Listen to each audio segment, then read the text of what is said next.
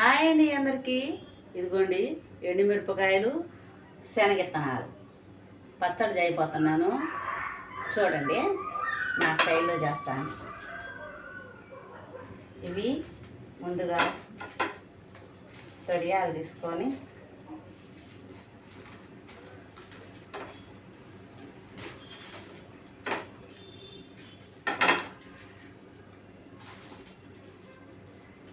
ఇదిగోండి, ఇవి తొడియాలు తీసుకొని 2 సగాలు చేసుకోవాలి.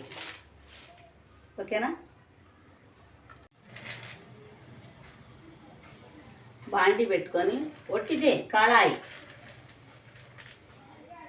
దాని సరిపడా శనగిత్తనాలు,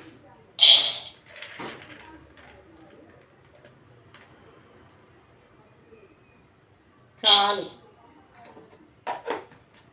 చూసారా? ఇదిగోండి, ఇలా వేగాలన్నమాట.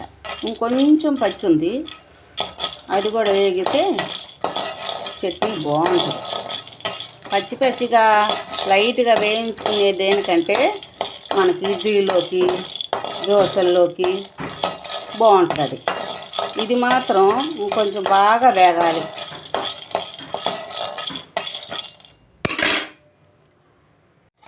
వేగిపోయాయండి.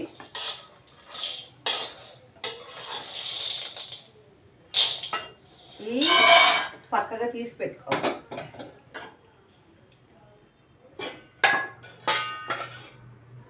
తర్వాత ఆయిల్ వేసుకోవాలి. కొంచెం చాలండి. ఇదిగోండి ఎండుమిరపకాయలు, ఇదిగోండి ఇవి ఇలా వేయించుకోవాలన్నమాట. కొంచెం ఆయిల్ వేసుకొని వేయించుకోవాలి. ఏం కాదు, కొంచెం మాడిన ఓకేనా. ఇదిగోండి ఎండుమిరపకాయలు, ఇదిగోండి శనగిత్తనాలు. ఇది మిక్సీలో వేసేసుకుంటాను. తరువాత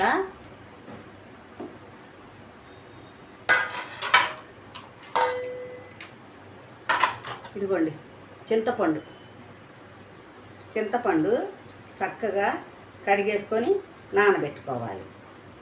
ఇదిగోండి ఇట్లాంటి పుల్లలు ఏమైనా ఉంటే తీసేసుకోవాలి.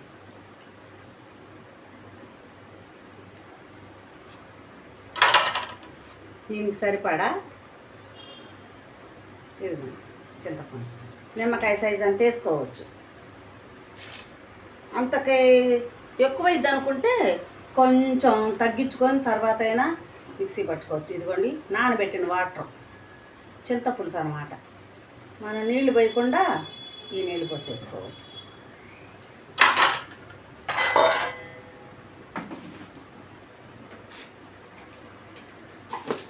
తర్వాత ఇదిగోండి ఉప్పు, చింతపండు, చిన్నులపాయ రెప్పలు. ఇవి పొట్టు తీయకుండానే వేసేయాలి, అప్పుడు మంచి స్మెల్ వస్తుంది అన్నమాట. ఓకేనా? మిక్సీ పడుతున్నాను. కోరు,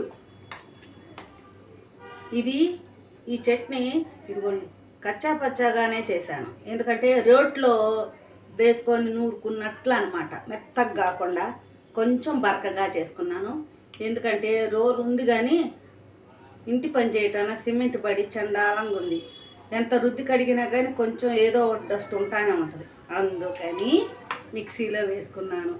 ఇది ఇట్టాగా ఉల్లిపాయలు సన్నగా తరిగి ఇక దీంట్లో కలుపుకొని ఆయిల్ లేకుండా, తాలింపు లేకుండా తినొచ్చు. కానీ మా తోటికోళ్ళకి ఈ పచ్చడి అంటే చాలా ఇష్టం. నేను చేసిందంటే ఇంకా ఇష్టం అన్నమాట. ఎప్పుడన్నా కావాలి అనుకుంటే చెప్పిద్ది, అమ్మాయి నాకు శనక్కాయ పచ్చడి కావాలి అని. ఈరోజు కావాలన్నదని ఎక్కువ చేసుకున్నా. కొంచెం మా అక్కకు పంపిస్తా, కొంచెం నేను ఉంచుకుంటా. అందుకని తాలింపు వేస్తున్నా. ఓకేనా? మనమైతే తినొచ్చు, సూపర్గా ఉంటుంది. Okay, bye. ఇదిగోండి, ఇది మిరపకాయలు, శనగిత్తనాలు వేయించిన బాండిలోనే తాలింపు వేసుకుంటున్నాను. ఎందుకంటే ఒకళ్ళు మెచ్చుకున్నారంటే వంట గురించి ఉబ్బిపోతాం కదా, నేనైతే ఉబ్బిపోతా. ఓకేనా? ఇవి వేగాలి. తర్వాత వేగిపోయాయండి ఉల్లిపాయలు. మనం కూర ఎలా తాలింపు చేసుకుంటాము అంతే. కాకపోతే దీంట్లో చిన్నులపాయ వేయాల, నేను దాంట్లో వేసి మిక్సీ పట్టుకున్నాను కదా, ఆ ఫ్లేవర్ సరిపోయిద్ది. తరువాత ఇదిగోండి కరివేపాకు, మాకు చెట్టు ఉంది కదా, ఇదిగోండి. అంటే పెద్దగా యాగనివ్వకూడదు ఉల్లిపాయలు, కొంచెం లైట్గా పచ్చిగా ఉండాలి. ఇంకా ఆయిల్ తక్కువ వేసుకున్నాను లేండి. ఇదిగోండి ఇంగువ కొంచెం చాలు, చాలా చాలా బాగుంటుంది. మీకు నచ్చినట్లయితే లైక్ చేయండి. ఇది చట్నీ దాంట్లో వేసేసుకుంటాను.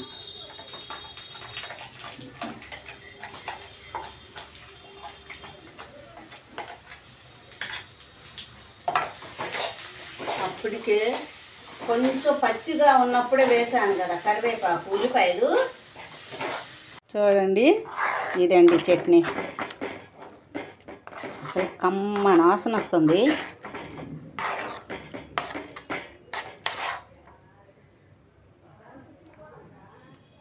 వేడివేడి అన్నంలో అదిరిపోయిద్ది. అసలు చల్లన్నంలో కూడా ఎంత బాగుంటుందంటే అంత బాగుంటుంది. ఓకేనా? చూడండి, సంకటి కొంచెం పెట్టుకున్నాను మీకు చూపించడం కోసం.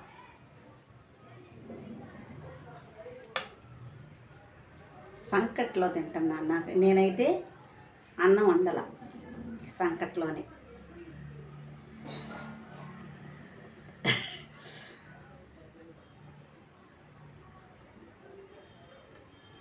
అబ్బా,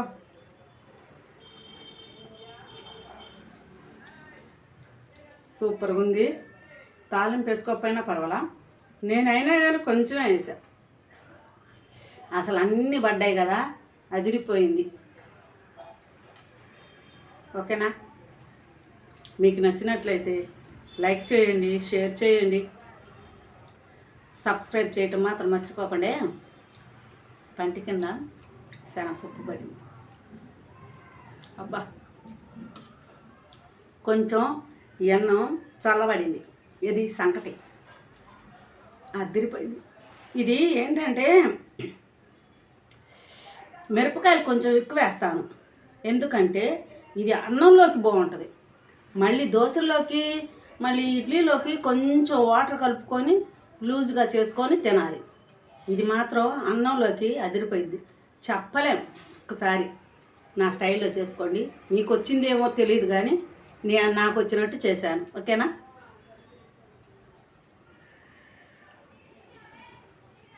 బాయ్.